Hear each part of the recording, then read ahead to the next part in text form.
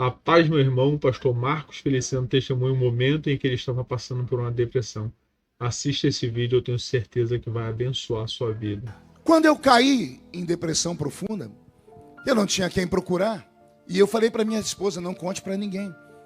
Porque para mim era uma vergonha. Nem a minha igreja sabia. Na mente da igreja eles achavam que eu estava viajando. Até que você sabe que a gente não aguenta. Minha esposa não aguentou e contou para uma amiga. E essa amiga morava lá em Israel. Mora até hoje. E ela comentou com o marido dela. E o marido dela, um grande amigo, ligou para minha esposa e disse, fale para ele que eu quero dar um presente. Ela entrou no quarto com o telefone e disse, não quero falar com ninguém. Fala, não quero. Ela botou no viva voz, ele dizendo, eu quero que você venha para Israel, vou te dar de presente uma passagem para você e para sua família. Aí todo mundo entrou no quarto e disse, vamos pai, vamos, é de graça. De graça, tem injeção na testa, né? E aí pela família eu fiz o sacrifício. E fui lá para Israel. Ele me hospedou num hotel chique, lá tudo é muito bonito. Só que eu não tinha vida. Meus olhos não brilhavam mais. A comida não tinha sabor. As cores não tinham beleza. O perfume não tinha cheiro. Isso é o resultado de quem está com depressão. Tudo perde o sentido. Elas insistiam para eu sair do quarto, diz, não vou sair, podem ir vocês, para mim tá bom, aqui dentro tá bom, eu já estou em Jerusalém, tá muito bom, aqui é a Terra Santa, quem sabe acontece um milagre. No segundo dia que eu estou lá, bateram a porta do quarto, 2 da tarde, a família tinha saído. Eu não queria abrir, mas a pessoa insistiu de um tanto. Eu tinha colocado aquele papel lá fora, não incomode. Eu falei, essa camareira é chata. Insistiu tanto que eu fui abrir a porta. Quando eu abri a porta não era camareira, era um rabino messiânico. Um rabino que falava português. E ele era muito fofinho. Ele tinha uma barba, mas desse tamanho assim, branca, e ele ficava fazendo assim. Eu tive vontade de agarrar a barba dele umas 3 vezes. Ele era gordinho, um óculos assim, fundinho de garrafa. Ele usando aquela roupa toda preta, com aquele negocinho amarrado aqui do lado. Ele parecia o Papai Noel. É sério. Eu abri a porta e disse, pois não, disse, o senhor é Marco Feliciano? Disse, sim. Ele disse, eu fui contratado para vir aqui dar para o senhor uma brahá. Eu disse, brá o quê? Ele disse, uma brahá.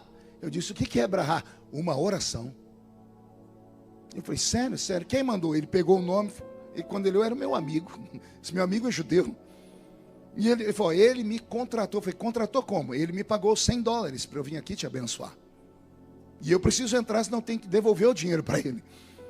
Eu falei, tem certeza? Não dá para o senhor abençoar? Não, eu tenho que entrar. Aí foi uma loucura. Pergunte por quê. Quando eu abri a porta, eu não tinha olhado do lado esquerdo nem do lado direito, Wesley. Eu só vi o homem. Quando ele foi entrar, ele pegou a mão que estava aqui atrás da parede e a outra do lado de cá. E ele entrou com uma lata de óleo de 5 litros. De óleo de azeite. 5 litros. E do outro um saco cheio de cordinha vermelha. Eu falei, Jesus, isso é macumba. O que ele vai fazer com esse óleo? Eu falei, o que é isso? Ele, vou ungir. Eu falei, 5 litros? Ele tem que deixar tudo aqui. Eu falei, meu Deus, vai acabar com a minha vida. A gente unge com uma gotinha de óleo na testa. Ele levou 5 litros de óleo. Ele falou, você me dá licença? Eu falei, fica à vontade. Ele ungiu tudo que você possa imaginar, peça por peça de roupa, minha Bíblia. Ele abriu minha bolsa, tudo que era objeto meu, da família, ele foi ungindo tudo. Ele ungiu a parede, ele gastou quase os 5 litros de óleo. Ele ungiu minha mão, minha perna, passou óleo na testa, na nuca. Eu falei, meu Deus do céu, eu estou recebendo um passe aqui. Eu sou pastor, meu Deus. Depois, não basta o que eu estou passando. Aí ele pegou aquelas cordinhas vermelhas, amarrou uma aqui, outra aqui, amarrou no meu dedo. Eu falei, o que é isso? São alianças que eu estou fazendo e oração em judaico, na língua judaica. Quando ele terminou, ele disse, e aí, como é que você se sente? Eu falei, tô do mesmo jeito. Ele abaixou a cabeça, coçou. Bom, eu vou ter que fazer outras coisas. Eu falei, ai meu Deus, o que esse homem vai fazer? E eu querendo que ele ia embora. Ele fez mais umas coisas que eu não vou falar para vocês, senão vocês vão ficar escandalizados, vão até deixar de ser crente desse jeito. Ele fez umas coisas do judaísmo para mim. E terminou, ele disse, e agora, como você está se sentindo? Eu disse, do mesmo jeito. Ele coçou a cabeça, olhou, então vou ter que apelar. Eu disse, vai apelar como? O senhor precisa sair daqui do quarto comigo. Eu falei, e para onde? O senhor tem que entrar no meu carro, vou te levar para uma viagem, eu te devolvo. Mas o senhor tem que ir comigo. Eu digo, não vou sair daqui. Ele disse, eu tenho 2 filhos para criar e eu preciso dos $100 que me deram. Eu vou ter que devolver os $100. E eu preciso pagar a comida dos meus filhos hoje. Por pena dele, eu saí com ele. Entrei dentro do carro, um carro velho. E ele deu uma volta por Jerusalém. E ele me levou no alto de uma montanha, numa vista privilegiada que eu nunca tinha visto. Já tinha de Israel muitas vezes. E nós sentamos no meio de um lugar meio deserto, numa altura que dava para ver Jerusalém inteira. E eu vi a cidade velha de Davi, eu vi o Muro das Lamentações, eu vi o Domo da Rocha, eu vi o Monte das Oliveiras. E aí ele sentou do meu lado e eu sentei de cá. Eu falei, e agora? Ele disse, agora fica aí meditando, que eu vou ficar meditando daqui. Eu falei, meu Deus, só parece louco na minha vida. E ele começou a fazer assim na barba. Ele olhava para mim, ria, disse, tá tudo bem? Eu disse, não tem o que fazer, tá? Nós ficamos 40 minutos sentados, sem ele falar nada. Daqui a pouco ele abriu a boca, Wesley, e falou assim, o senhor está com calor? Eu disse, o sol está estalando mamona, está me queimando todo. Ele disse, na hora do calor, o que o senhor tem vontade de fazer? Eu disse, beber água. Ele disse, o senhor pode me citar um texto da Bíblia sobre isso? O senhor é pastor? Eu disse, posso. E ele falou, qual? E eu citei o Salmo 42.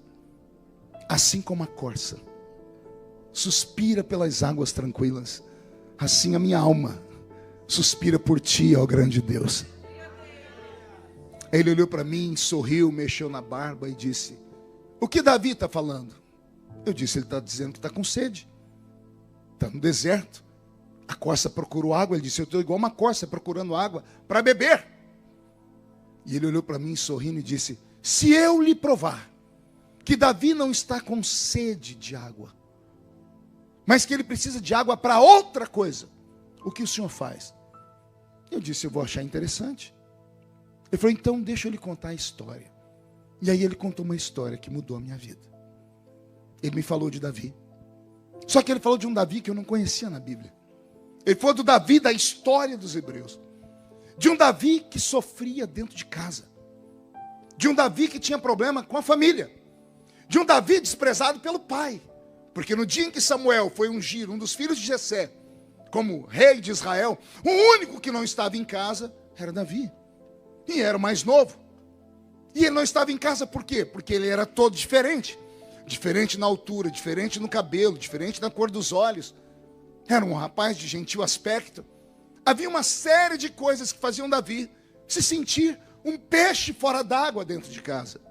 E ele me disse, o sonho de Davi era ser aceito pelo pai. Problema de paternidade. Eu disse, para Davi ser aceito pelo pai, ele colocou uma coisa no coração dele. Preciso surpreender o meu pai. E de que forma que o menino judeu surpreendia um pai? Caçando. Levando para o pai uma iguaria. Uma caça exótica. Mas como é que ele pode surpreender o pai que é fazendeiro? Jessé, o belemita, era fazendeiro. E ele tinha todos os animais. Ele tinha vaca, tinha boi, tinha cabrito, tinha ovelha. Ele tinha todos os animais. Como é que você surpreende o seu pai se ele tem todas as carnes? Aí ele me disse, Davi foi em busca de uma carne exótica. Ele saiu em busca de uma corça. Ou um cervo. Que é um quadrúpede. É um animal forte, a carne é tenra, é boa, só que é muito difícil de ser pega. Porque a corça tem uma agilidade, uma força nas suas pernas que ninguém consegue correr atrás dela, porque ela é muito violenta. Mas Davi quer surpreender o pai. E ele disse, Davi foi para o alto das montanhas procurar uma corça. E como Davi era um exímio caçador, caminhando pelo meio da montanha, ele viu pegadas, rastros. E ele conhecia o ambiente pelo chão.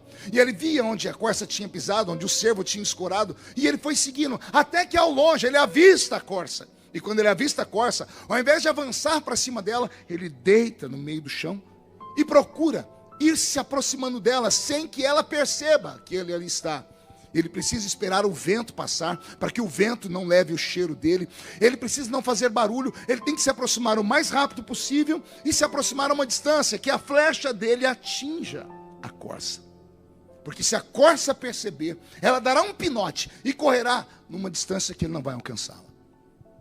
O rabino disse que enquanto Davi está fazendo isso, aparece um concorrente dele no meio da montanha, um leão. Não era um leão selvagem da selva, era um leão da montanha. O leão da montanha tem uma resistência incrível. Ele tem força, ele é mais forte do que a corça, ele é mais forte do que o cervo. Só que o cervo, a corça, é mais rápida do que o leão. Ele é mais ágil do que o leão. Só que o leão tem mais resistência do que a corça. E Davi sabe que não dá para brigar com o leão. Mas ele sabe também que se o leão conseguir pegar aquela corça, ele não vai conseguir levar ela para casa, porque a corça pesa mais de 200 quilos. E o leão vai matar a corça, vai comer um pedaço dela, vai levar um pedaço para sua família e vai sobrar um resto. Então Davi tira o foco da corça e começa a olhar o leão. Ele diz: eu fico com o resto do leão. E o leão, quando percebe a corça, também não pode correr, porque se ele correr, a corça vai perceber e ela é mais ágil do que ele. Então o leão vai indo pelas beiradas, pelas brumas, até que em certo momento é impossível não ser notado. E a corça, quando percebe o leão, ela sai correndo. E quando ela sai correndo, o leão corre atrás da corça e Davi corre atrás do leão. E Davi sabe que chega um momento que ele não vai mais ver nem leão nem corça, mas as pegadas no chão vão levar ele até ela. E o leão também sabe que não dá para concorrer com a corça na velocidade. Porém, ele tem mais resistência do que a corça. E a corça, por ser um animal que conhece o predador, sabe que ela está perdida. Pergunte por quê? Porque o leão tem um dom. Ele tem um olfato. Que quando ele sente o cheiro da corça, a corça pode ir para onde ela for. Ela pode sumir de vista. O leão vai procurar ela como se tivesse ficado um rastro invisível. E por que ela transpira? Medo. A corça libera o cheiro do medo. Você sabia que alguns animais conseguem isso? Alguns animais sentem o cheiro do medo. Alguém aqui já teve a experiência de estar passando numa rua, aí você olha, tem aquela porcaria daquele chihuahua. Ele é do tamanho da sua mão, parece um rato. Aí você olha para ele, daqui a pouco ele começa a latir. Ele quer, você fala: meu Deus, olha o tamanho da criatura. E o pior, a gente sai de perto, porque aquele bichinho quando morde machuca. Por que é que esse chihuahua late pensando que é um pitbull? Porque ele sentiu o cheiro do medo. Cavalo sente o cheiro do medo. Sabia disso? Alguém aqui já foi da roça? É sério? Eu estou aqui em Londres e tem gente que morou na roça.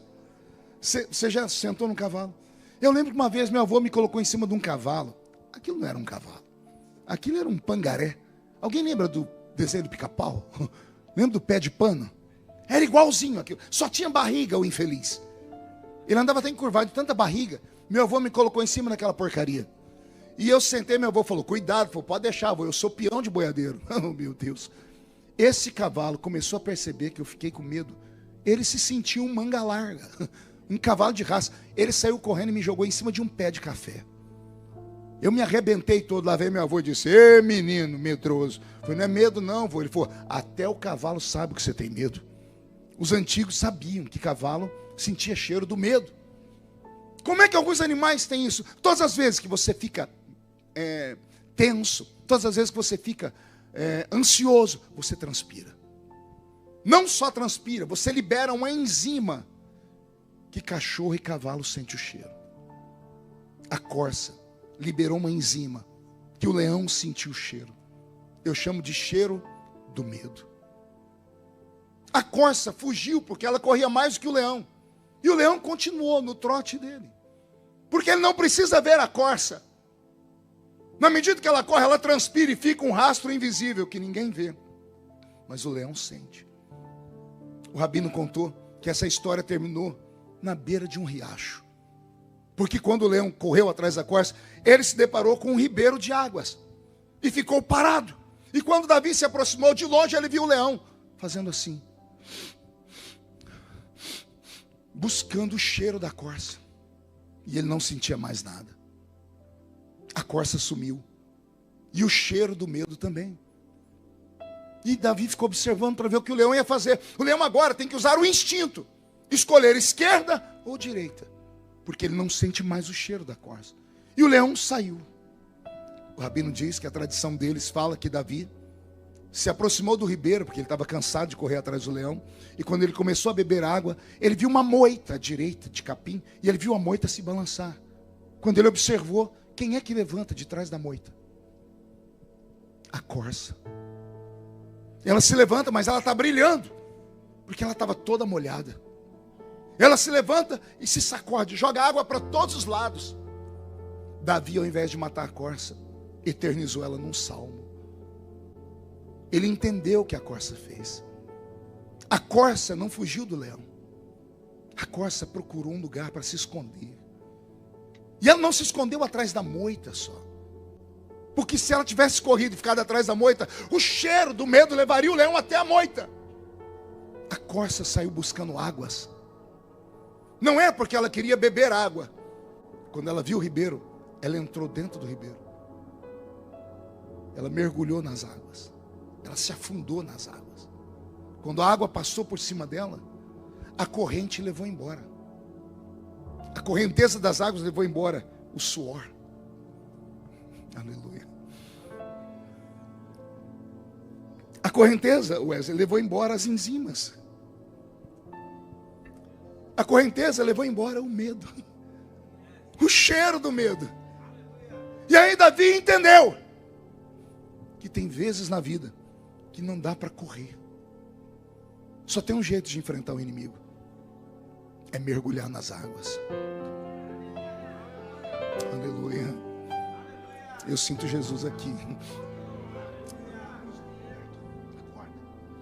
Quando eu vejo Davi, na minha imaginação, observando aquela corça que mergulhou nas águas, e ao invés de matá-la, ele eterniza ela. Ele está dizendo assim: Deus, a minha vida é igual a essa corça. Todos os dias tem um inimigo. Todos os dias tem alguém tentando roubar a minha bênção. Todos os dias tem alguém me julgando. Não bastasse as crises que eu passo. E tem dias que o inimigo é pesado, não dá para encarar ele. E aí não tem para onde ir. Porque se eu contar com a minha força, eu vou tombar. Só tem um jeito. É procurar águas tranquilas e mergulhar nas águas. A corça não estava com sede de águas. Ela queria que o medo dela desaparecesse. Quando o Rabino me contou essa história, eu tive uma crise de choro. E ele chegou perto de mim, ele não falou mais nada, ele só me deu um abraço. Ele passou meia hora abraçado comigo e eu chorei, mas chorei copiosamente. E eu comecei a balbuciar palavras falando: Senhor, prepare um ribeiro para mim. Eu preciso mergulhar, não dou conta mais de correr. Não dou conta mais de me esconder onde eu estou me escondendo, porque todo lugar que eu vou o diabo me encontra. Todo lugar que eu vou a luta vem atrás de mim. Senhor, prepara um ribeiro de águas. E o Senhor disse para mim: filho, eu vou preparar, mas você vai ter que mergulhar. Como assim, Senhor? Você vai ter que se esconder em mim. E eu falei: mas o que vão dizer as pessoas? Ele disse: ignore as pessoas. Porque se alguém te chamar de covarde, essas pessoas não te visitam. Essas pessoas não podem te ajudar. Só eu posso te ajudar. Agora você tem que parar de pensar nos outros e pense na sua vida. É hora de você se salvar. É hora de você cuidar das suas feridas. É hora de você entender que tem hora na vida que não dá para ajudar todo mundo. Aí eu me lembrei dos meus velhos pais dizendo: eu prefiro ser um herói morto do que um covarde vivo. E o Espírito Santo falando para mim: isso aí é frase de efeito de filme de faroeste. É melhor ser um covarde vivo do que um herói morto. Porque você não é sozinho. A sua queda implica na queda da sua família inteira. Uma desgraça na sua vida implica na desgraça de todos aqueles que acreditam em você. Então não dá para ser herói toda hora. Tem horas que Deus tem que pintar a gente com uma tinta invisível e nos tornar invisível aos olhos do diabo. Meu irmão, se você chegou até aqui, a melhor maneira de vencer a depressão, a tristeza, a angústia, é mergulhando no Espírito, é mergulhando na presença de Deus, é mergulhando em Jesus Cristo. É a única forma que nós podemos vencer as nossas lutas internas, as nossas aflições. Que Deus possa abençoar a sua vida. Se você chegou até aqui, curte, comente e compartilhe para que esse vídeo tenha um alcance maior, tá bom? Deus te abençoe e fique na paz em nome de Jesus.